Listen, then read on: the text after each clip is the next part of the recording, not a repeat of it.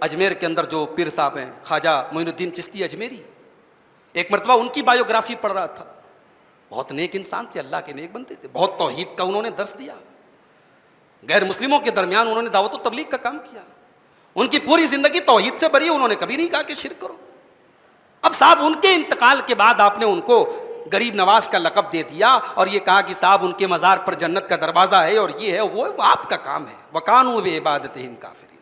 قیامت کے دن یہ بزرگان دین، یہ اولیاء کرام یہ انکار کریں گے کہ اے اللہ ہم نے اس کا حکم نہیں دیا تھا. فَلَمَّا قُضِيَ، اور جب قرآن کی تلاوت ختم ہو گئی، وَلَّوْا إِلَىٰ قَوْمِهِمْ مُنذِرِينَ، تو پلٹ کر کے اپنی قوم کو جا کر کے ڈرانے لگے. اللہ اکبر. قرآن کے ساتھ ایک میٹنگ جنات کو بدل دیتی ہے. وہ آئے تھے تو کافر تھے، مشرک تھے، اور قرآن کی چند آیتیں سنی تو اسلام کے مبلغ بن گئے. میرے بھائیوں، کتاب وہی ہے، قرآن وہی ہے، مگر جنات نے توجہ سے سنا تھا اور دل کے ساتھ سنا تھا اور فوکس کر کے سنا تھا. کاش کہ ہم نے قرآن کو وہ مقام دیا ہوتا.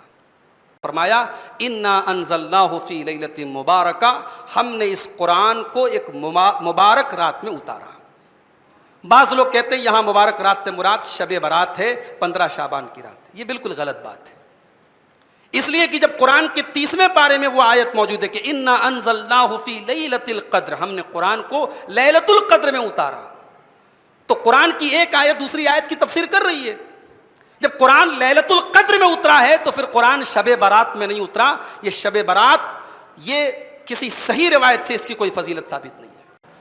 الحمدللہ رب العالمین والعاقبۃ للمتقین والصلاة والسلام علی سید الانبیاء والمرسلین وعلی آلہ وصحبہ اجمعین، اما بعد. محترم حاضرین و حاضرات، آج ہم قرآن مجید کے 25ویں اور 26ویں پارے کی منتخب آیات کی تفسیر پیش کریں گے انشاءاللہ. 25ویں پارے کے شروعات میں انسان کی ایک کمزوری بیان کی گئی. کمزوری یہ ہے کہ انسان جب کوئی کسی تکلیف میں مبتلا ہوتا ہے، کسی پریشانی میں پڑتا ہے، تو انسان مایوس بہت جلدی ہو جاتا ہے، امید چھوڑ دیتا ہے. یہ ایک کمزوری ہے اس کی.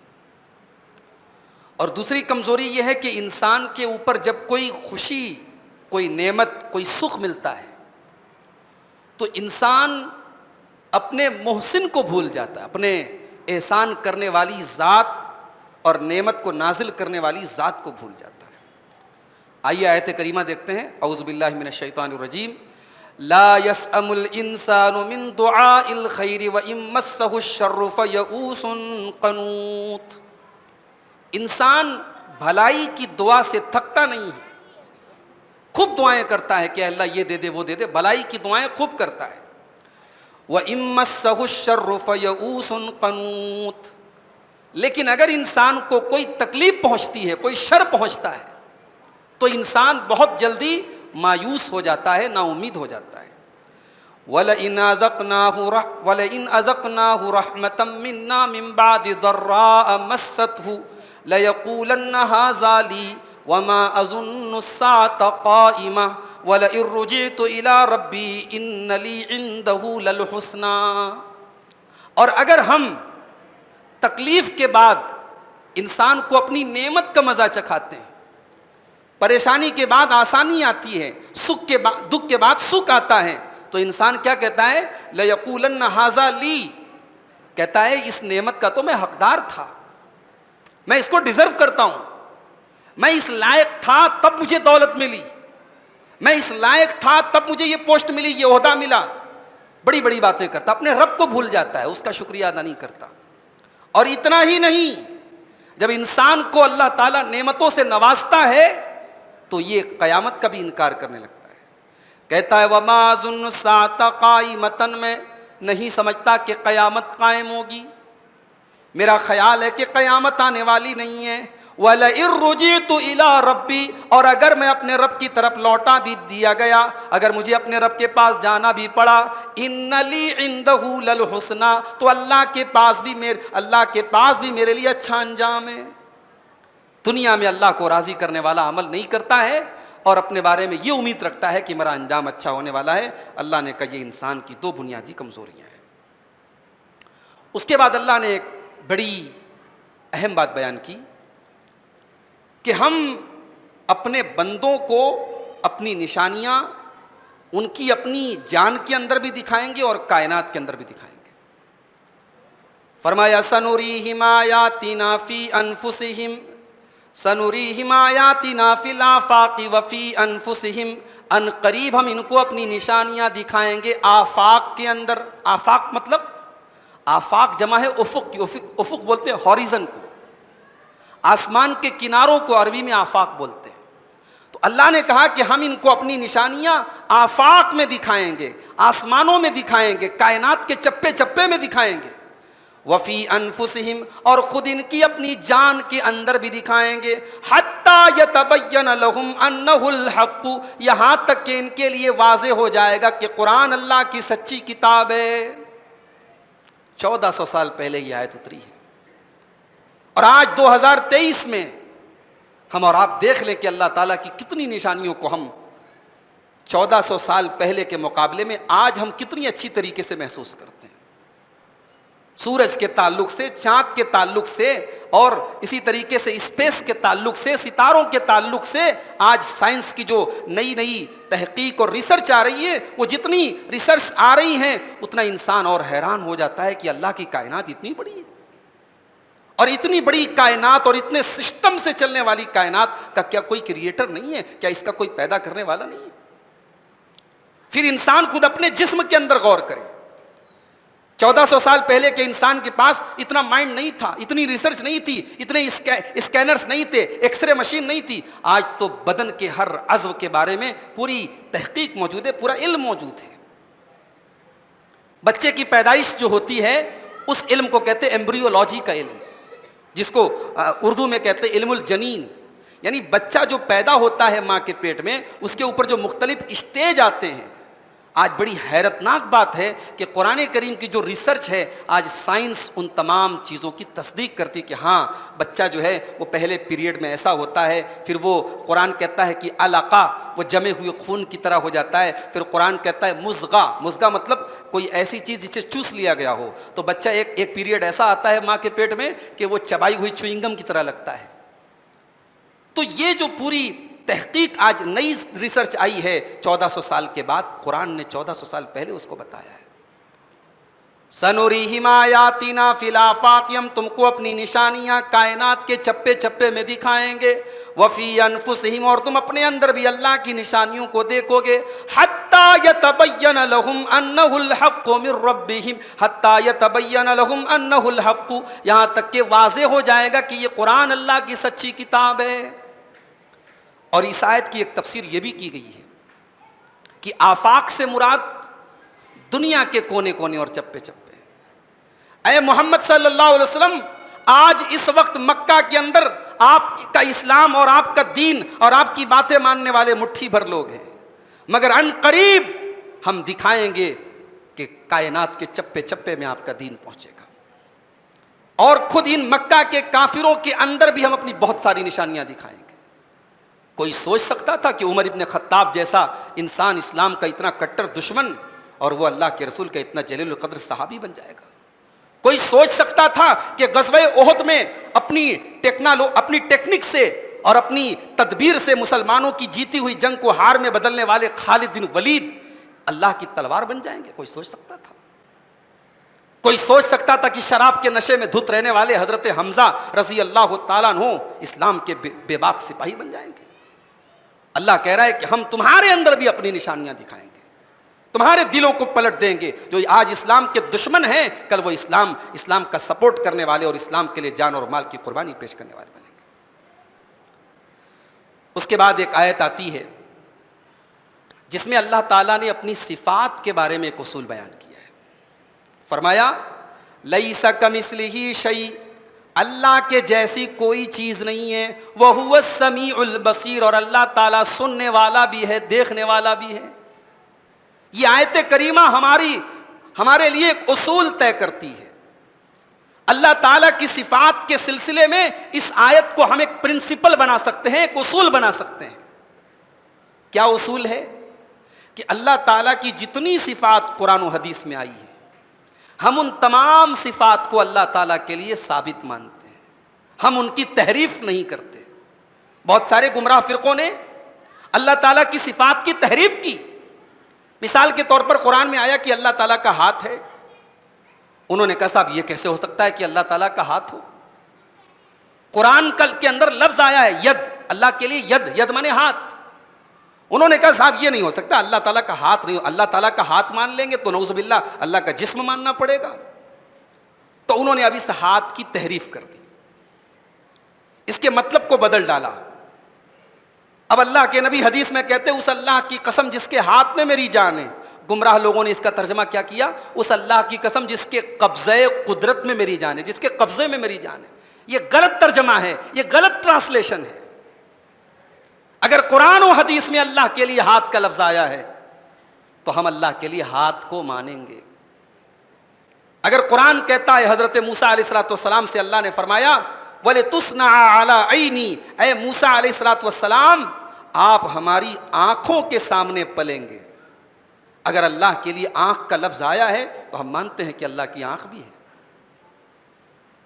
اگر حدیث میں اللہ تعالیٰ کے لیے قدم کا لفظ آیا، اللہ کے نبی فرماتے جب جہنم کے اندر جہنمی بھر جائیں گے اور جہنم کہے گی کہ اور حل بھی مزید کچھ اور ہے، رب العالمین اپنا قدم رکھے گا جہنم میں، تو ہم مانتے ہیں کہ اللہ تعالیٰ کا قدم ہے.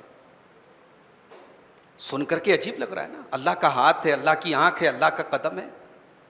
لیکن اللہ کا قدم ہمارے قدم کے جیسا نہیں ہے، اللہ کا ہاتھ ہمارے ہاتھ کے جیسا نہیں ہے، اللہ کی آنکھ ہماری آنکھ کے جیسی نہیں ہے. لیس کمثلہ شیء، اللہ کے جیسا کوئی نہیں ہے. ہم اللہ کی کسی صفت کو اس کے بندوں کے ساتھ، اس کی مخلوق کے ساتھ ہم کمپیئر نہیں کرتے، میچ نہیں کرتے. لیکن ہم وَهُوَ السَّمِيعُ الْبَصِيرُ، اللہ کو دیکھنے، بھائی ہم بھی دیکھتے ہیں، اللہ بھی دیکھتا ہے. لیکن کیا ہمارا دیکھنا اللہ کے دیکھنے کے جیسا ہے؟ ہمارا سننا اللہ کے سننے کے جیسا ہے؟ نہیں. تو یہ آیت کریمہ اس کو یاد کر لیجئے.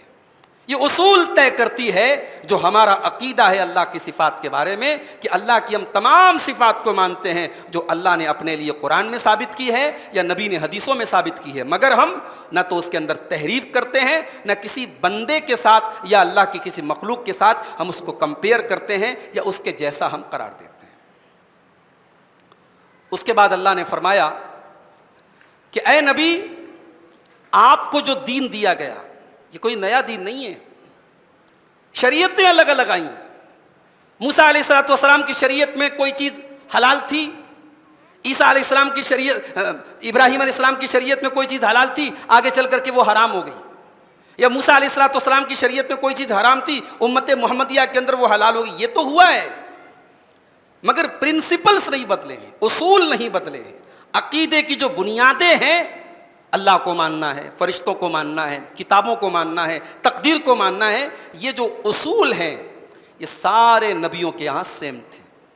اللہ نے فرمایا شرع لکم من الدین ما وصى به نوحا، اے نبی ہم نے آپ کو وہی دین دیا ہے جو دین ہم نے نوح علیہ السلام کو دیا ہے. والذی اوحینا الیک، اور اسی دین کو ہم نے آپ کی طرف بھی بھیجا ہے. وما وصینا بہ ابراہیم، اور اسی دین کی وصیت ہم نے ابراہیم کو بھی کی تھی. وموسیٰ وعیسیٰ، اور موسیٰ کو بھی وہی دین دیا تھا، عیسیٰ کو بھی وہی دین دیا تھا. ان اقیموا الدین ولا تتفرقوا فیہ، اور سارے نبیوں کو ہم نے یہی پیغام دیا تھا کہ اللہ کے دین کو قائم کرو، اللہ کی توحید کو قائم کرو، اور دین کے اندر تفرقہ نہ ڈالو، دین کے اندر جھگڑے نہ کرو. سارے نبیوں کے یہ چیز کامن تھی. سارے نبی امت کو یونائٹڈ کرنے کے لیے آئے تھے، امت کے اندر یونٹی پیدا کرنے کے لیے آئے تھے، جھگڑا کرنے کا کسی نے حکم نہیں دیا. اور آج دیکھ لو سارے نبیوں کی قوموں میں جھگڑا. عیسائیوں کے یہاں بھی بہت بڑے جھگڑے ہیں، ان کے یہاں کیتھولک الگ ہیں، پروٹسٹنٹ الگ ہیں. یہودیوں کے یہاں دنیا بھر کے فرقے، پھر ہم مسلمانوں میں اتنا اختلاف ہے کہ مت پوچھیے. جبکہ سارے نبیوں نے اپنی اپنی امت کو یہی پیغام دیا تھا کہ دین کو قائم کرو، اللہ کی توحید پر آ جاؤ، اللہ کے دین پر آ جاؤ اور تفرقہ نہ کرو، جھگڑے نہ کرو۔ تو یہ بیسک چیز تھی جو سارے نبیوں کے کامن تھی۔ اس کے بعد اللہ نے فرمایا کہ اللہ تبارک و تعالیٰ نے شریعت کو نازل کیا، حلال کیا ہے حرام کیا اللہ نے بیان کر دیا۔ اب اگر کوئی اپنی مرضی سے کسی چیز اللہ کی حلال کی ہوئی چیز کو حرام کر رہا ہے تو گویا وہ اپنے آپ کو رب بنا رہا ہے۔ رب بنانے کا مطلب یہی نہیں ہے کہ ہم اللہ کے علاوہ کسی اور کے آگے سجدہ کریں۔ حلال و حرام کی اتھارٹی، حلال و حرام کو سینکشن کرنے کی اتھارٹی اللہ کے علاوہ کسی اور کو دینا، یہ بھی اللہ کے علاوہ رب قرار دینا ہے۔ اللہ نے فرمایا ام لہم شرکاء شرعوا لہم من الدین، کیا انہوں نے اللہ کے علاوہ اور لوگوں کو شریک بنا لیا ہے؟ شرعوا لہم من الدین، جو ان کے لیے اللہ کے دین کو گڑھتے ہیں اور بناتے ہیں، ما لم یأذن بہ اللہ، جس کی اجازت اللہ تعالیٰ نے نہیں دی ہے۔ جیسے مکہ کے کافر کرتے تھے، اونٹ کا بچہ پیدا ہوتا تھا، اس میں یہ اگر کوئی بچہ 10 مہینے کا بچہ پیدا ہوا اونٹنی کا تو صاحب اس کو خاص کر لیتے تھے کہ یہ اس کو ہم استعمال نہیں کریں گے، اس کی سواری نہیں کریں گے، اس کا دودھ نہیں پیئیں گے، یہ ہمارے معبودوں کے لیے خاص ہو گیا۔ کسی اونٹنی کو 2 بچہ پیدا ہو گئے یا جڑوا بچے پیدا ہو گئے، اس کو ہم سواری نہیں کریں گے، حرام کر لیں گے۔ اس کے انہوں نے الگ الگ نام رکھ لیے تھے، بحیرہ، صائبہ، وسیلہ، حام، یہ انہوں نے نام رکھے تھے۔ جیسے آج بھی ہوتا ہے کہ غیر اللہ کے نام پہ جانوروں کو نذر مان لیتے، منت مان لیتے کہ صاحب یہ فلانے پیر صاحب کا بکرا ہے، یہ فلانے حضرت کے نام کی گائے ہے، یہ فلانے حضرت کے نام کا بیل ہے۔ اب اس کو غیر اللہ کے نام پہ ذبح کریں گے تو غیر اللہ کے نام پہ، چھوڑ دیں گے غیر اللہ کے نام پہ۔ یہ بھی اللہ کے ساتھ شرک کرنا ہے میرے بھائی، اور یہ اتنا خطرناک شرک ہے کہ مکے میں ایک آدمی تھا، اس کا نام تھا عمرو بن لحی۔ اللہ کے نبی فرماتے ہیں کہ عمرو بن لحی کو میں نے دیکھا کہ اس کو جہنم کی آگ کے اندر گھسیٹا جا رہا ہے، جہنم کی آگ کے اندر عمرو بن لحی کو جلایا جا رہا ہے۔ میں نے معراج کی رات میں وہ منظر دیکھا تھا۔ صحابہ نے پوچھا اے اللہ کے نبی ایسا کیوں دیکھا تھا آپ نے؟ آپ نے فرمایا کیونکہ سب سے پہلے مکے کے اندر، عرب کے اندر غیر اللہ کے نام پہ حلال جانوروں کو حرام کرنے کا سسٹم اسی نے اسٹارٹ کیا تھا۔ تو حلال و حرام کی اتھارٹی اللہ کے علاوہ کسی اور کو دینا، یہ بھی شرک ہے میرے بھائیوں، اور یہ شرک یہود و نصارہ نے بھی کیا تھا اور مکہ کے مشرکوں نے بھی کیا تھا۔ اس کے بعد اللہ تعالیٰ اپنے نبی سے کہتا ہے کہ اے نبی، لوگ آپ پر اتنا ظلم و ستم کرتے ہیں، آپ کو اتنا ستاتے ہیں، جبکہ آپ کسی سے کوئی پیسہ نہیں مانگتے، کوئی اجرت نہیں مانگتے، کوئی ریوارڈ نہیں مانگتے، کوئی بدلہ نہیں چاہتے۔ تو اے نبی آپ اپنی قوم کے لوگوں سے کہیے کہ ٹھیک ہے میں تم سے کچھ نہیں مانگتا، کم سے کم جو رشتہ داری میری تمہارے ساتھ ہے، جو ریلیشن ہے، میں تمہارے خاندان کا ہوں، بنی ہاشم سے ہوں، قریش سے میں تعلق رکھتا ہوں، کم سے کم اس رشتہ داری کا خیال رکھو، مجھے ستاؤ تو مت، مجھے تکلیف تو نہ دو، میرے راستے میں کانٹے تو نہ بچھاؤ، مجھے گالیاں تو نہ دو، تم اپنا کام کرو، مجھے اپنا کام کرنے دو۔ اللہ نے فرمایا قُلْ لَا أَسْأَلُكُمْ عَلَيْهِ أَجْرًا، اے نبی آپ کہہ دیجئے کہ میں اللہ کے دین کی تبلیغ پر تم سے کوئی اجرت نہیں مانگتا، کوئی ریوارڈ نہیں مانگتا، کوئی بدلہ نہیں مانگتا، إِلَّا الْمَوَدَّةَ فِي الْقُرْبَى، ہاں اگر تم کچھ کر سکتے ہو تو اتنا کرو کہ جو رشتہ داری کی محبت ہے، جو رشتہ داری اور خاندان کا ہونے کا جو مطلب ہے، تم اس کا خیال کرو، تم اس محبت کا خیال کرو۔ یہ ہے اس آیت کی صحیح تفسیر۔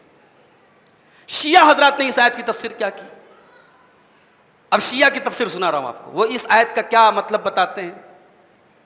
وہ کہتے ہیں صاحب یہاں اللہ تبارک و تعالیٰ اپنے نبی سے کہہ رہا ہے کہ اے نبی آپ لوگوں سے کہیے لا اسألکم علیہ اجرا، کہ میں تم سے کوئی رسالت کے اس کام پر کوئی اجرت نہیں مانگتا، الا المودۃ فی القربى، مگر ایک چیز مانگتا ہوں، میرے اہل بیت کے ساتھ، میرے گھر والوں کے ساتھ تم محبت کرو، علی کے ساتھ محبت کرو، فاطمہ کے ساتھ محبت کرو، حسن کے ساتھ محبت کرو، حسین کے ساتھ محبت کرو۔ چونکہ شیعہ حضرات بس انہی لوگوں کو اہل بیت مانتے اور کسی کو نہیں مانتے، نبی کی بیویوں کو اہل بیت نہیں مانتے۔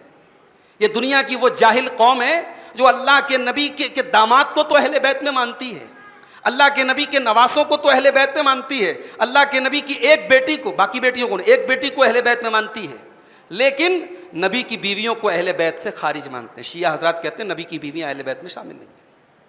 میں آپ کو بتا چکا ہوں 22ویں پارے کی تفسیر کے دوران کہ یہ تو کامن سینس کے خلاف بات ہے بھائی صاحب, کامن سینس کے خلاف بات ہے. اگر آپ کے گھر میں شادی کا کارڈ آئے اور شادی کے کارڈ پہ لکھا ہو کہ you are invited with family, آپ داماد کو لے کے پہنچ جائیں, آپ بیٹی کو لے کے پہنچ جائیں, آپ نواسے کو لے کے پہنچ جائیں اور بیوی کو گھر میں چھوڑ دیں, تو لوگ کہیں گے کہ کائے کی فیملی لے کے آئے بھائی آپ.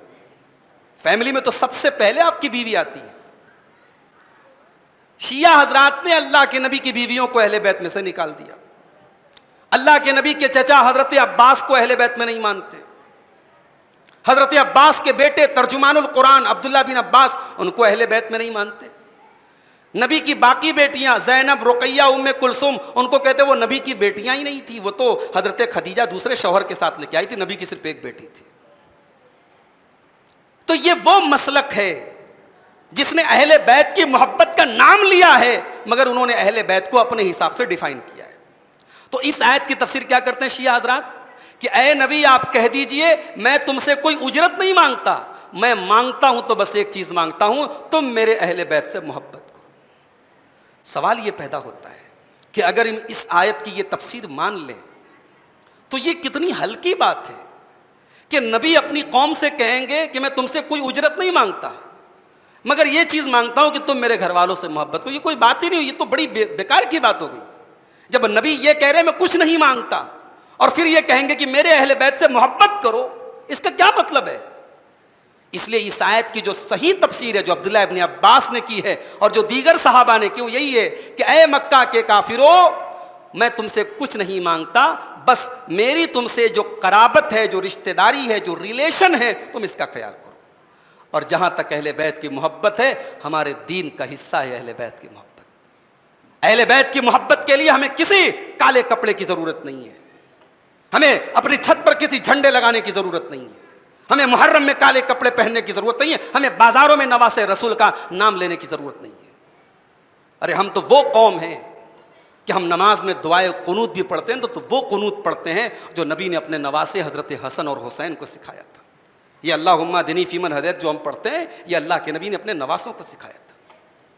ہم سے پروف مانگتے ہو کہ ہم اہل بیت سے محبت کرتے ہیں کری؟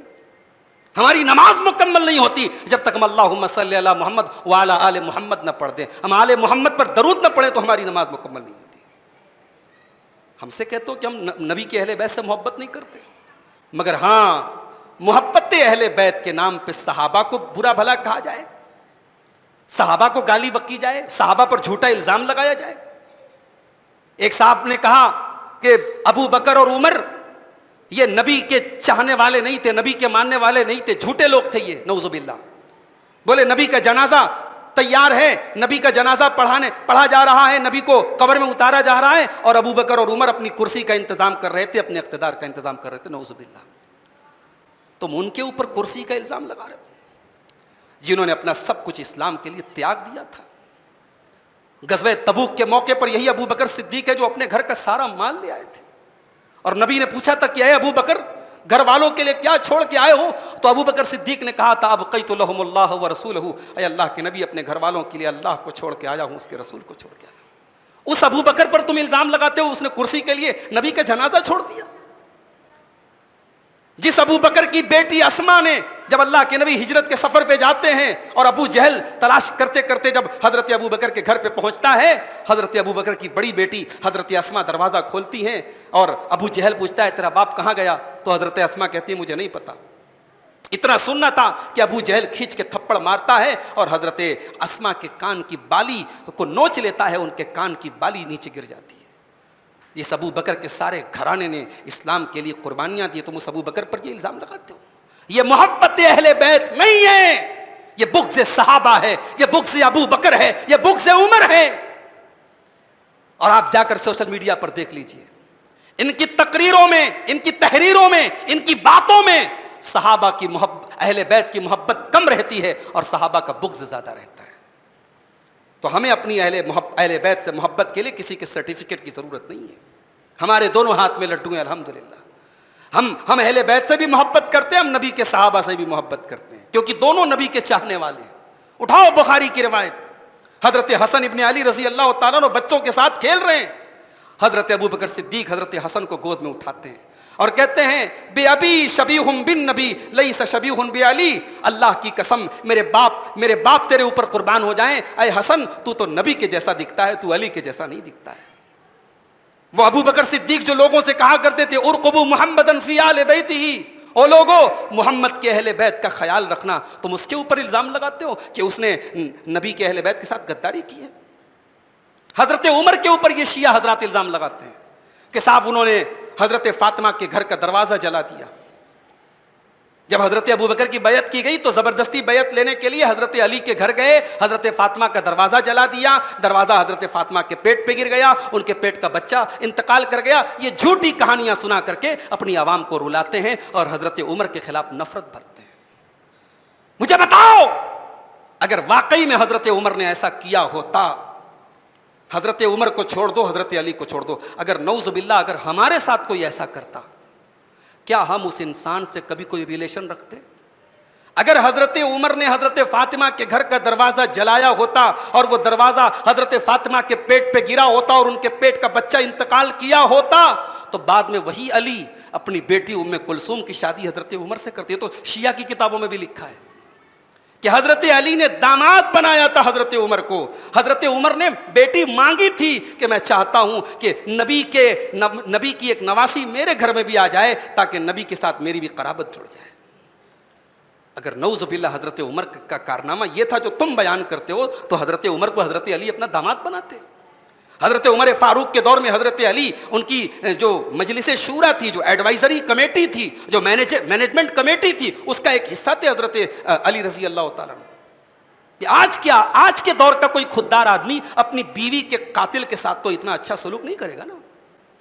تو یہ کہانیاں ہیں جو گڑھی گئی ہیں، اور یہ کہانیاں کیوں گڑھی گئی؟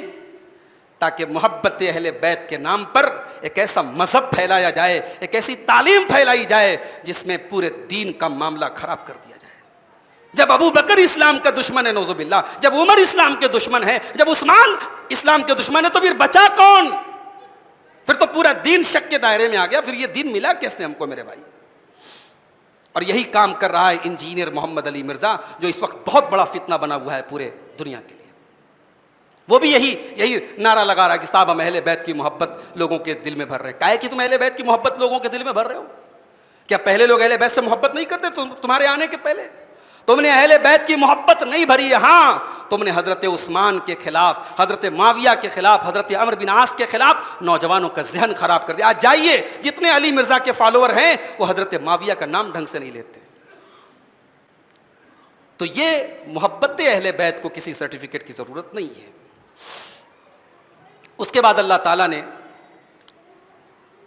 آخرت میں اچھا انجام کن لوگوں کے لیے ہے، ان کی کچھ کوالٹیز بیان کی ہے۔ اللہ نے فرمایا فما اوتیتم من شیء فمتاع الحیات الدنیا، او لوگو تمہیں دنیا میں جو کچھ بھی دیا گیا ہے یہ دنیا کی چند دنوں کی دولت ہے۔ وما عند اللہ خیر وابقى للذین آمنوا، اور جو اللہ تعالیٰ کے پاس ہے وہ زیادہ بہتر ہے اور زیادہ باقی رہنے والا ہے ان لوگوں کے لیے جو ایمان لائے۔ وعلی ربہم یتوکلون، اور جو اپنے رب کے اوپر بھروسہ کرتے ہیں۔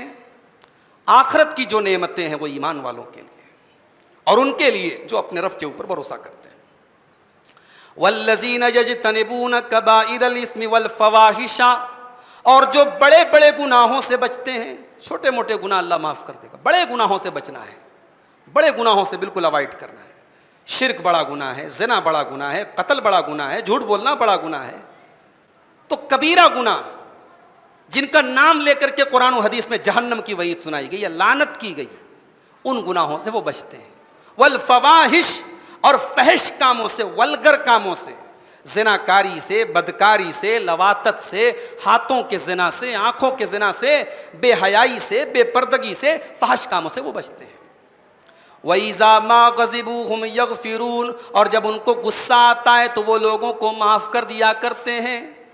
یہ نہیں کہا کہ غصہ نہیں آتا ہے، غصہ تو آئے گا، انسان ہے، غصہ آتا ہے تو معاف کر دیتے ہیں۔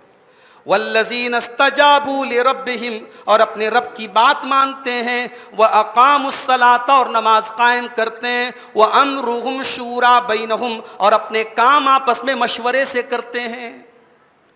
ان کے درمیان ڈکٹیٹرشپ نہیں ہوتی، جو بھی مسئلہ مشورے کے قابل ہوتا ہے اس پر وہ اپنے سمجھدار لوگوں کو بٹھا کر کے رائے مشورہ کرتے ہیں۔ کوئی بھی جو کام پبلک سے ریلیٹڈ کام، بھئی آپ کے گھر کا کام ہے، ٹھیک ہے، آپ اپنے گھر کے کام کے کرنے کے لیے آزاد ہیں۔ کام مسجد کا ہے، کام مدرسے کا ہے، کام جماعت کا ہے، تو اس میں شورا ہونا چاہیے۔ اس میں جو محلے کے سمجھدار لوگ ہیں، جو مسجد کی کمیٹی کے لوگ ہیں، جو ذمہ دار لوگ ہیں، ان کے درمیان ایک مشورے کے بعد کوئی چیز طے ہونی چاہیے۔ وَأَمْرُهُمْ شُورَىٰ بَيْنَهُمْ، یہ اللہ نے جنتی لوگوں کی پہچان بتائی کہ ان کے کام مشورے سے طے ہوتے ہیں، ڈکٹیٹرشپ سے کام نہیں ہوتا ہے۔ اس کے بعد فرمایا وَمِمَّا رَزَقْنَاهُمْ يُنْفِقُونَ، اور ہم نے جو رزق دیا اس میں سے وہ اللہ کی راہ میں خرچ کرتے ہیں۔ کنڈلی مار کے بیٹھ نہیں جاتے ہیں کہ صاحب مال ہے، مال ہے، مال کب تک مال ہے تیرا؟ اللہ نے دیا ہے، خرچ کرو اللہ کی راہ میں۔ وَالَّذِينَ إِذَا أَصَابَهُمُ الْبَغْيُ هُمْ يَنْتَصِرُونَ، اور اگر کوئی ان کے اوپر ظلم کرتا ہے تو انتقام لیتے ہیں۔ کمزور ہے معاف کر دیتے ہیں، لیکن اگر کوئی واقعی میں ظلم کر رہا ہے ہم پر تو ظلم کے خلاف چپ ہو جانا، ظلم کے خلاف بیٹھ جانا، یہ بھی بہت بڑا غلط کام ہے۔ وہ انتقام لیتے ہیں، وہ جوابی کارروائی کرتے ہیں۔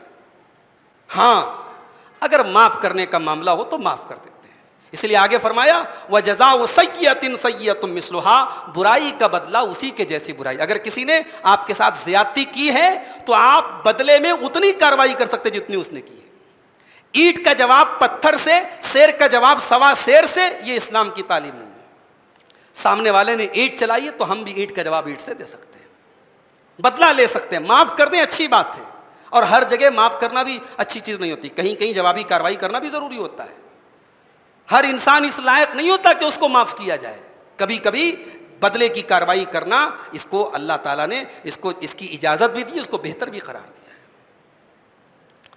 اس کے بعد اولاد کے سلسلے میں ایک بات بتائی گئی کہ جو بیٹا ہوتا ہے، بیٹی ہوتی ہے، یہ انسان کے اپنے اختیار میں نہیں ہے۔ للہ ملک السماوات والارض، آسمانوں اور زمین کی بادشاہت اللہ کے ہاتھ میں ہے۔ یخلق ما یشاء، وہ جو چاہتا ہے پیدا کرتا ہے۔ یہب لمن یشاء اناثا، وہ جس کو چاہتا ہے لڑکی دیتا ہے۔ ویہب لمن یشاء الذکور، اور جس کو چاہتا ہے لڑکا دیتا ہے۔ حدیث میں آیا ہے کہ بیٹا پیدا جو ہوتا ہے نا، تو مرد کا پانی عورت کے پانی پر غالب آتا ہے تو لڑکا پیدا ہوتا ہے، اور عورت کا پانی مرد کے پانی پر غالب ہوتا ہے تو لڑکی ہوتی ہے۔ تو اس کا کیا مطلب ہے؟ اس کا مطلب یہ نہیں ہے کہ لڑکا پیدا ہونے میں یہ انسان کا اپنا اختیار ہے، یا لڑکی پیدا ہونے میں انسان کا اپنا اختیار ہے۔ اس میں ایک ریزن بتائی گئی کہ ایسا ہوتا ہے تو لڑکا پیدا ہوتا ہے۔ انسان چاہے کہ اس کا پانی غالب آ جائے اس کی بیوی پر، یہ اس کے اختیار میں نہیں ہے، اللہ نے اپنے اختیار میں لیا ہے۔ تو یہ سب جو دوائیں بک رہی ہیں، صاحب اس دوا کو استعمال کرو لڑکا ہو جائے گا، سب بکواس بات ہے، اللہ نے اپنے اختیار میں لیا ہے۔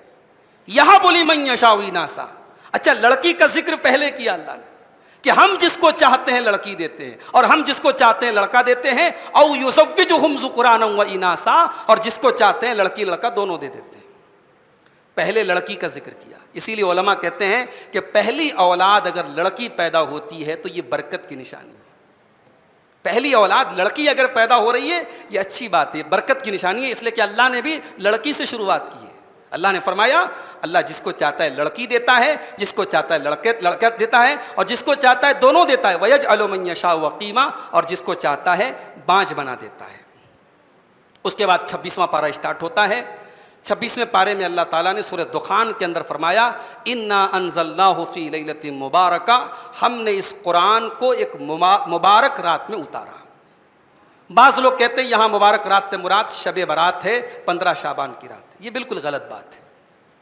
اس لیے کہ جب قرآن کے 30ویں پارے میں وہ آیت موجود ہے کہ اِنَّا أَنزَلْنَاهُ فِي لَيْلَةِ الْقَدْرِ، ہم نے قرآن کو لیلۃ القدر میں اتارا، تو قرآن کی ایک آیت دوسری آیت کی تفسیر کر رہی ہے۔ جب قرآن لیلۃ القدر میں اترا ہے تو پھر قرآن شب برات میں نہیں اترا۔ یہ شب برات یہ کسی صحیح روایت سے اس کی کوئی فضیلت ثابت نہیں ہے۔ 15 شعبان کی رات کی فضیلت کسی صحیح حدیث سے ثابت نہیں ہے. لیلۃ القدر کی فضیلت ثابت ہے.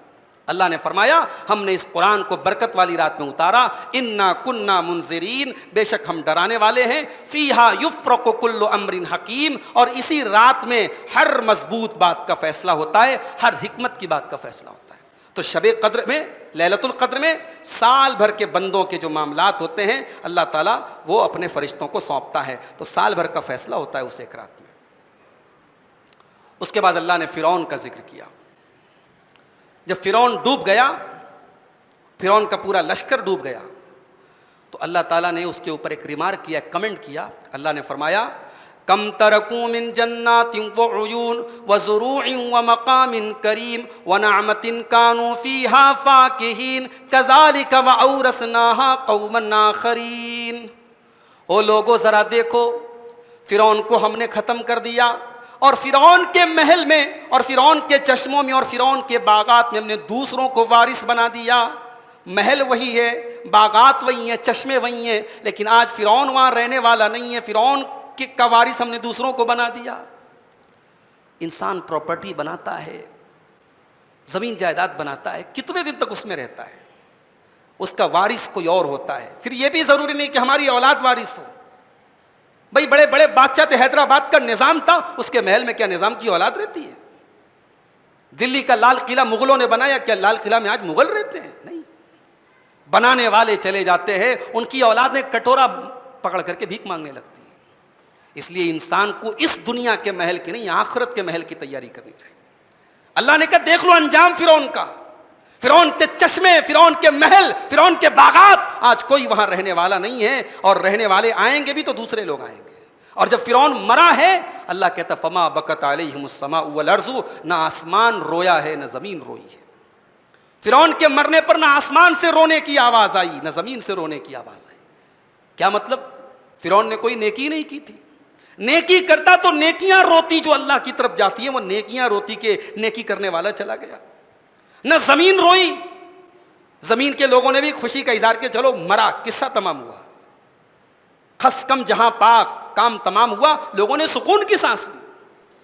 تو ایک موت وہ ہوتی ہے کہ جب انسان مرتا ہے تو لوگ افسوس کرتے ہیں کہ بڑا نیک آدمی چلا گیا، غریبوں کا مسیحا چلا گیا، یتیموں کا ماوا چلا گیا، لوگوں کے کام آنے والا چلا گیا. فرعون کے اندر تو ایسی کوئی چیز نہیں تھی. اللہ نے فرمایا نہیں، نہ زمین روئی نہ آسمان رویا. تو موت ہے، زندگی ایسی بناؤ میرے بھائیوں کہ مرنے کے بعد زمین روئے اور آسمان روئے. یہ سبق ہے اس آیت کا کہ فرعون کی جیسی موت مت مرو، کہ فرعون کی موت پر نہ زمین روئی نہ آسمان رویا. موت ایسی ہو کہ زمین کی آنکھوں سے آنسو آ جائے، موت کی آنکھوں سے آنسو آ جائے. اس کے بعد زقوم کا ذکر کیا گیا. میں بتا چکا ہوں کہ زقوم ایک درخت کا نام ہے، اور یہ درخت جو ہے یہ صرف جہنم میں ملے گا، یہ دنیا میں کہیں نہیں ملے گا. اور زقوم نام کا یہ درخت جہنمیوں کا کھانا ہوگا. اللہ نے فرمایا ان شجرۃ الزقوم طعام الاثیم کالمہل یغلی فی البطون. زقوم کا درخت یہ گنہگاروں کا کھانا ہوگا، اور یہ پیٹ میں جانے کے بعد تلچھٹ کی طرح کھولے گا. کغلی الحمیم، تلچھٹ جانتے ہیں؟ برتن اور کڑھائی کے نیچے کا جو تیل ہوتا ہے نا، وہ ذرا سا بھی آپ گیس کا چولہا آن کریں گے فوراً کھولنے لگے گا. تو جو تلچھٹ کی طرح کھولے گا، یہ پھل ان کے پیٹ میں جا کر کے تلچھٹ کی طرح کھولے گا. کغلی الحمیم، جیسے کھولتا ہوا پانی ہوتا ہے اس کی طرح وہ کھولے گا. یعنی اس کو کھا کر کے ان کا اور برا حال ہوگا. وہ بیچارے بھوک سے بے حال ہوں گے، پیاس سے بے حال ہوں گے، اور پھر زقوم کھانے کے بعد ان کے پیٹ کا اور برا حال ہو جائے گا. اس کے بعد اللہ نے فرمایا کہ اپنی خواہشات کی پیروی کرنے والے دنیا کے سب سے بڑے گمراہ لوگ ہیں. اگر کوئی انسان اپنی خواہشات کی پیروی کرتا ہے، جو اس کے دل میں آتا ہے، جو اس کے دماغ میں آتا ہے، اس کے حساب سے چلتا ہے، وہ شریعت کو اپنے گھر کی لونڈی سمجھتا ہے. کتنے لوگ تراویح کی نماز نہیں پڑھتے؟ پوچھو کیوں نہیں پڑھتے صاحب؟ بولے تراویح کی نماز کوئی فرض تھوڑی ہے بھائی، ہماری مرضی ہے. وہ حقیقت میں یہ بول رہے تراویح کوئی نماز ہی نہیں ہے. اور بعض ایسے بھی لوگ پیدا ہو گئے ہیں. ایک صاحب کو سن رہا تھا، ان کا ویڈیو آیا، انہوں نے کہا یہ تراویح نام کی تو کوئی نماز ہی نہیں نبی کے دور میں. تو یہ وہ لوگ ہیں نا جو شریعت کو اپنے گھر کی لونڈی سمجھتے ہیں. علم کچھ نہیں ہے، پڑھا کچھ نہیں ہے، نہ قرآن کا علم ہے نہ حدیث کا علم ہے، لیکن وہ یہ طے کر رہے ہیں، یہ ڈیفائن کر رہے ہیں کہ یہ چیز صحیح ہے کہ یہ چیز غلط ہے. تو شریعت کو اپنے گھر کی لونڈی مت بنائیے میرے بھائی، اپنے خواہشات کی پیروی مت کیجیے۔ شریعت نام ہے اللہ اور اس کے رسول کی پیروی کا، شریعت اپنی خواہشات، اپنی اچھاؤں اور اپنی ڈیزائرز کی پیروی کا نام نہیں ہے۔ اللہ نے فرمایا افرأیت من اتخذ الہہ ہوا، اے نبی کیا آپ نے اس انسان کو دیکھا جس نے اپنی خواہشات کو اپنا معبود بنا لیا ہے، وَأَضَلَّهُ اللَّهُ عَلَىٰ عِلْمٍ، اور علم کے باوجود اللہ تعالیٰ نے اس کو گمراہ کر دیا ہے، وَخَتَمَ عَلَىٰ سَمْعِهِ وَقَلْبِهِ، اس کے کانوں کے اوپر اور اس کے دل کے اوپر اللہ نے مہر لگا دی ہے، وَجَعَلَ عَلَىٰ بَصَرِهِ غِشَاوَةً، اور اللہ نے اس کی آنکھوں پر پردہ ڈال دیا ہے، فَمَن يَهْدِيهِ مِن بَعْدِ اللَّهِ، ایسے انسان کو اللہ کے بعد کون ہدایت دے سکتا ہے؟ جو انسان اپنی خواہشات کو اپنا معبود بنا لے اس کو اللہ کے بعد کوئی ہدایت نہیں دے سکتا۔ اس کے بعد قیامت کا ایک نقشہ کھینچا گیا، قیامت کے دن تمام کے تمام لوگ گھٹنوں کے بل گر جائیں گے، خوف کا یہ عالم ہوگا، دہشت کا یہ عالم ہوگا۔ وَتَرَىٰ كُلَّ أُمَّةٍ جَاثِيَةً، قیامت کے دن ہر امت کو تم دیکھو گے کہ وہ اپنے گھٹنوں کے بل پڑی ہوگی۔ کل امت تدعا الی کتابہا، اور ہر امت کو بلایا جائے گا اس کی کتاب کی طرف، الیوم تجزون ما کنتم تعملون، اور کہا جائے گا کہ آج تم کو وہی بدلہ دیا جائے گا جو تم عمل کرتے تھے۔ آپ کی کتاب جو کہہ رہی ہے، آپ کی آنسر بک جو کہہ رہی ہے، آپ کی زندگی بھر کا ریکارڈ جو کہہ رہا ہے، اسی کے حساب سے آپ کو بدلہ دیا جائے گا۔ ھذا کتابنا ینطق علیکم بالحق انا کنا نستنسخ ما کنتم تعملون، میرے بندو یہ ہماری کتاب ہے، یہ ہماری کتاب ہے، یہ تمہارے زندگی بھر کا ریکارڈ ہے، یہ تمہارے کرتوتوں کا ریکارڈ ہے، یہ جھوٹ نہیں بولتا، یہ بالکل سچ بول رہا ہے۔ تم دنیا میں جو کچھ بھی کیا کرتے تھے ہم سب کو ریکارڈ کیا کرتے تھے، سب کو لکھا کرتے تھے۔ تو یہ مت سمجھیے کہ اللہ ہمارے اعمال سے غافل ہے۔ اللہ کا کیمرہ 24/7 آن ہے، اللہ کا کیمرہ سب ریکارڈ کر رہا ہے۔ اللہ کا کیمرہ وہ دنیا کے ہائی ریزولوشن کیمراز بھی اس کے آگے فیل ہے۔ دنیا کا کیمرہ انسان کا بنایا ہوا کیمرہ ہے، فیل ہو سکتا ہے، اس کی فائل کرپٹ ہو سکتی ہے، اس کا سسٹم بیٹھ سکتا ہے، دنیا کے کیمروں کے وائر ٹوٹ سکتے ہیں، لیکن وہ کیمرہ جو اللہ نے ہم سب کے اوپر فٹ کیا ہے، اس کیمرے کا سسٹم کبھی فیل ہونے والا نہیں ہے۔ وہ کیمرہ ہمارے دل کی دھڑکنوں کو بھی ریکارڈ کر رہا ہے، ہمارے دل میں ہمارے دماغ میں کیا چل رہا ہے اللہ کا کیمرہ اس کو بھی ریکارڈ کر رہا ہے۔ اللہ نے فرمایا انا کنا نستنسخ ما کنتم تعملون، تم جو بھی عمل کر رہے ہو ہم سب ریکارڈ کر رہے ہیں۔ اس کے بعد شرک کرنے والوں کی حقیقت بیان کی۔ کس کو پکارتے ہو تم؟ جو اللہ کے پاس چلے گئے، جس کو تم آج مشکل کشا کہتے ہو، انہوں نے بھی اپنی ماں کے پیٹ میں اگر انہوں نے سانسیں لی تھی اپنی ماں کے پیٹ میں، وہ سانسیں چلانے والا اللہ تھا۔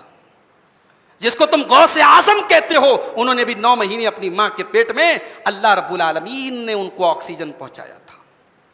جن کو تم غریب نواز کہتے ہو، انہیں بھی زندگی میں روزی روٹی کے لیے اللہ کے آگے ہاتھ پھیلانا پڑا۔ اللہ نے فرمایا وَمَنْ أَضَلُّ مِمَّنْ يَدْعُو مِن دُونِ اللَّهِ مَن لَّا يَسْتَجِيبُ لَهُ إِلَىٰ يَوْمِ الْقِيَامَةِ وَهُمْ عَن دُعَائِهِمْ غَافِلُونَ، اس سے بڑھ کر کے گمراہ کون ہے، اس سے بڑھ کر کے بھٹکا ہوا کون ہے جو اللہ کو چھوڑ کر کے ایسی ہستیوں کو پکارتا ہے، ایسے لوگوں کو پکارتا ہے جو قیامت تک اس کی پکار کا جواب نہیں دے سکتے، کوئی جواب نہیں دے سکتے۔ ایسے لوگوں کو پکار رہے ہو جو جواب نہیں دے سکتے۔ تمہاری بات ماننا تو بڑی دور کی بات ہے، تمہارا کوئی غیر اللہ جس کو تم اللہ کے سوا پکارتے ہو، اس کو اللہ نے اتنی طاقت بھی نہیں دی ہے کہ تمہاری بات کا جواب دے سکے۔ وَهُمْ عَن دُعَائِهِمْ غَافِلُونَ، تو غافل ہیں، یہ پتھر کے بت بھی غافل ہیں، اور یہ قبروں کے اندر اللہ کو پیارے ہو چکے یہ بزرگ حضرات بھی غافل ہیں۔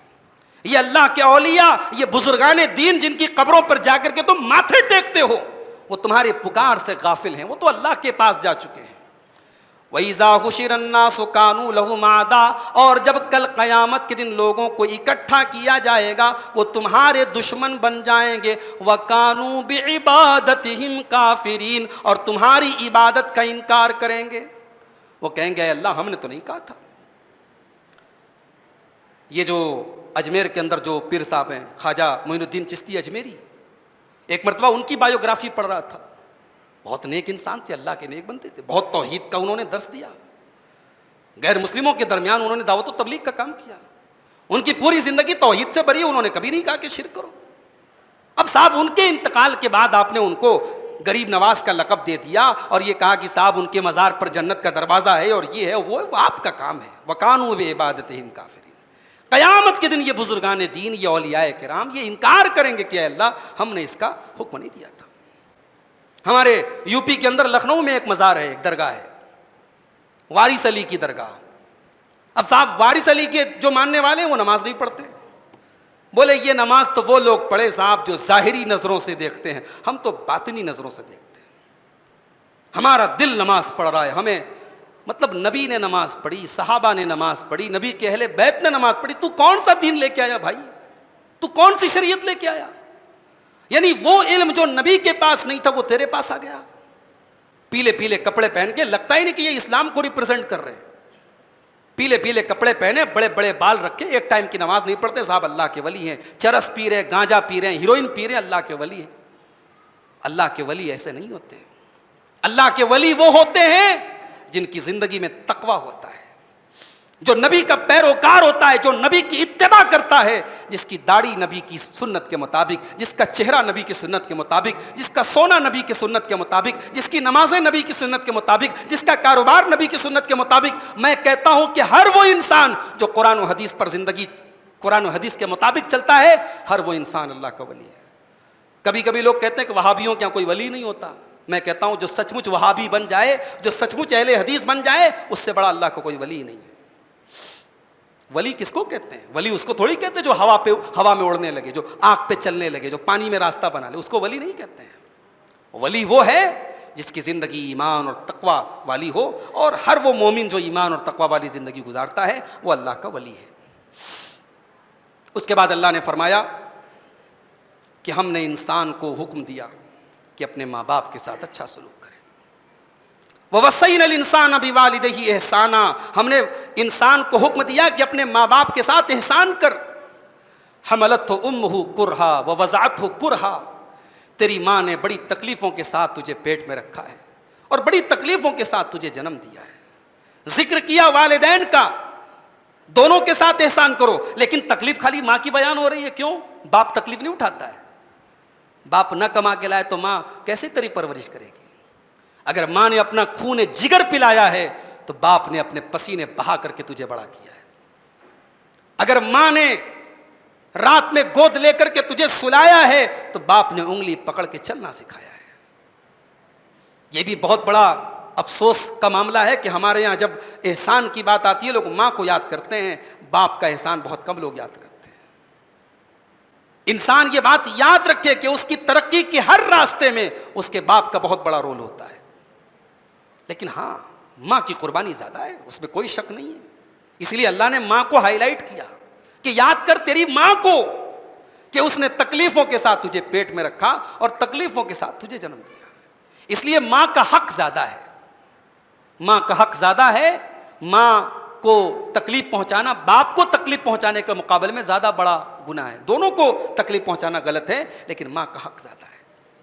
اس کے بعد فرمایا وَحَمْلُهُ وَفِصَالُهُ 30 شهرا. بچے کے حمل کا پیریڈ اور دودھ پلانے کا پیریڈ دونوں ٹوٹل 30 مہینے کا پیریڈ ہے. اب یہاں 30 مہینہ کہا گیا, اور دوسری جگہ اللہ نے فرمایا کہ بچے کے دودھ چھڑانے کا پیریڈ 2 سال ہے. اب 30 مہینے میں سے 2 سال نکال دو تو بچہ 6 مہینہ. اس سے علماء نے یہ دلیل پکڑی ہے کہ حمل کا منیمم پیریڈ 6 مہینہ ہے. اگر 6 مہینے کا بچہ ہے تو وہ بالکل صحیح ہے. یہ حمل کی عقل یعنی سب سے کم جو مدت ہے وہ 6 مہینے. 6 مہینے سے کم کا حمل نہیں ہونا چاہیے.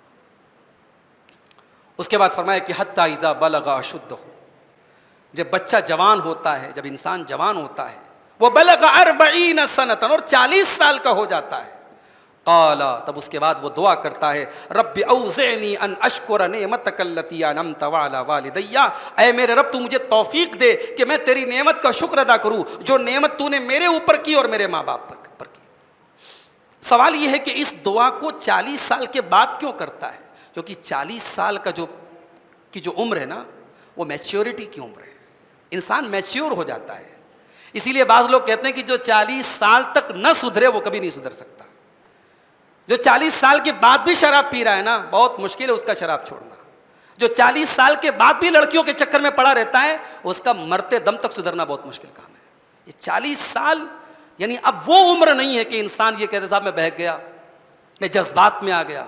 یہ جذبات کی عمر نہیں, یہ میچیورٹی کی عمر ہے.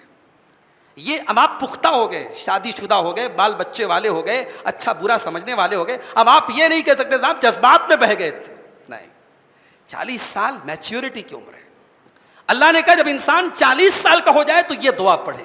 اس لیے جو 40 سال کے ہو چکے ہیں ان کو یہ دعا خاص طور سے پڑھنی چاہیے. اور کیا دعا ہے, رب اوزعنی ان اشکر نعمتک التی انعمت علی.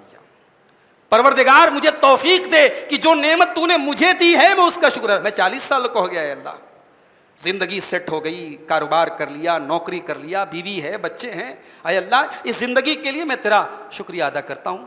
وعلی والدی, اور اے اللہ جو نعمت تو نے میرے ماں باپ کو دی. اب ظاہر ہے اگر انسان 40 سال کا ہو گیا تو اس کے ماں باپ کے لیے بھی بہت بڑی بات ہے. بچے کا 40 سال کا ہو جانا یہ ماں باپ کی بھی تو کامیابی ہے کہ ان کا بچہ اتنا بڑا ہو گیا, بیوی بچوں والا ہو گیا. تو اے اللہ جو نعمت تو نے مجھے دی اور میرے ماں باپ کو دی, اور اگر انسان یہ دعا کر رہا ہے اس کا مطلب کہ نیک ہے. تو اولاد کا نیک ہونا یہ بھی تو والدین کے لیے بہت بڑی نعمت ہے. تو بندہ کہہ رہا ہے کہ اے اللہ جو نعمت تو نے مجھ کو دی اور میرے ماں باپ کو دی اس نعمت پر میں تیرا شکریہ ادا کروں تو اس کی توفیق دے.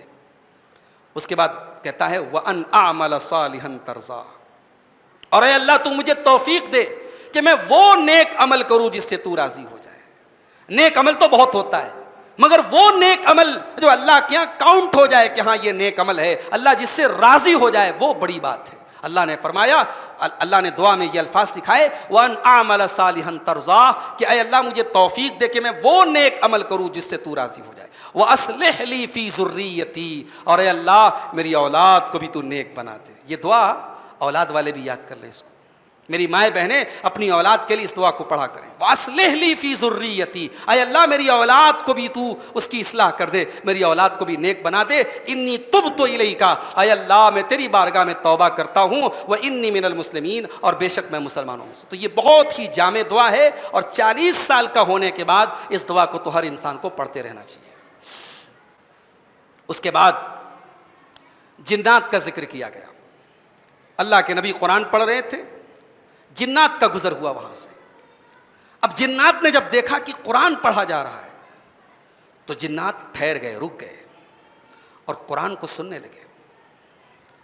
جنات نے 1 گھنٹے کی تقریر نہیں سنی, تاک راتوں میں نہیں جاگے, مولوی صاحب کے بیانات نہیں سنے. جنات نے صرف نبی کی زبان سے 2-4-5 منٹ قرآن سن لیا. اب یہ 2-4-5 منٹ قرآن جو انہوں نے سن لیا اس سے ان کی زندگی میں کیا چینجنگ آئی, آئیے دیکھتے ہیں. اللہ نے فرمایا وَإِذْ صَرَفْنَا إِلَيْكَ نَفَرًا مِّنَ الْجِنِّ, اے نبی یاد کیجئے جب ہم نے جنات کی ایک جماعت کو آپ کے پاس بھیجا. یستمعون القرآن, وہ قرآن کو بڑے غور سے سننے لگے. فلما حضروہ, جب قرآن پڑھا جا رہا تھا اور جنات کی جماعت وہاں پر پہنچ گئی, قالوا انصتوا, تو انہوں نے آپس میں کہا کہ خاموش ہو جاؤ, قرآن پڑھا جا رہا ہے.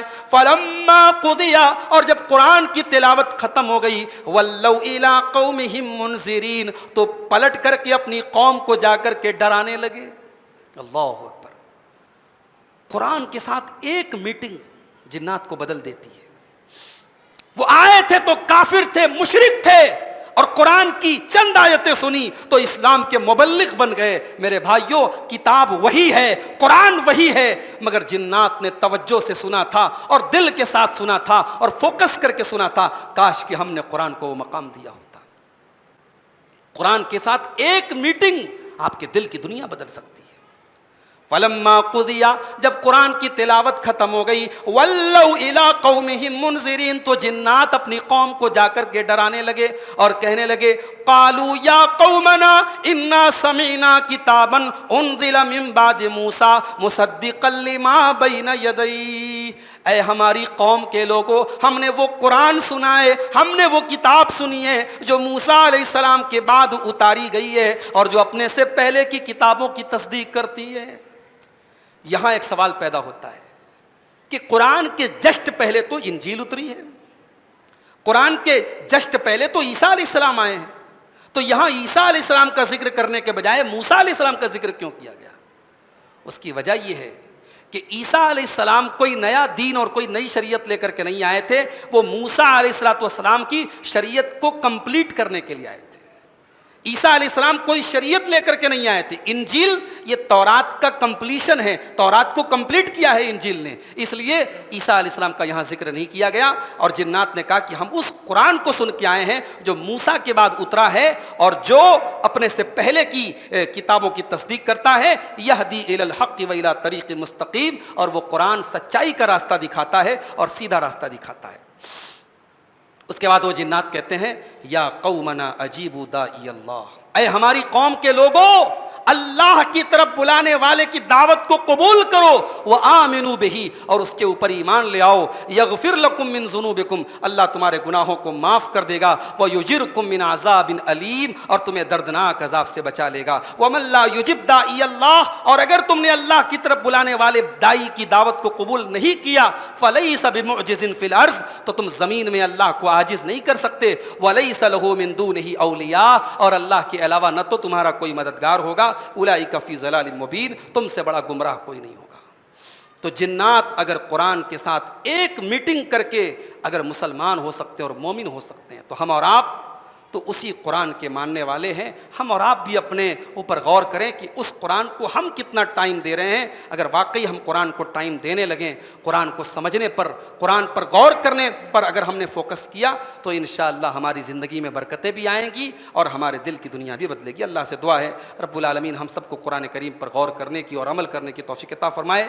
جو یہ بالکل آخری پڑاؤ ہم اب پہنچ چکے ہیں، 26 پارے ہو چکے ہیں، اب انشاءاللہ 2 درس باقی ہے تفسیر کا، 27 اور 28 اور 29 اور 30، ہم 2 درس میں انشاءاللہ تفسیر کو مکمل کریں گے۔ ہمارے وہ سامعین اور سامعات جو تمام شروع سے لے کر کے اب تک تفسیر کے درس میں شامل ہوتے رہے ہیں، ہم اللہ سے دعا کرتے ہیں خاص طور سے ان کے حق میں کہ اللہ ان کی اس کوشش کو قبول کرے، اور آئندہ رمضان کے بعد بھی اللہ تعالیٰ تھوڑا تھوڑا کر کے ہمیں قرآن کی تفسیر کو پڑھنے کی توفیق دے، اور قرآن کو اللہ تعالیٰ ہماری زندگیوں میں نافذ کر دے اور ہمیں قرآن پر عمل کرنے کی توفیق عطا فرمائے۔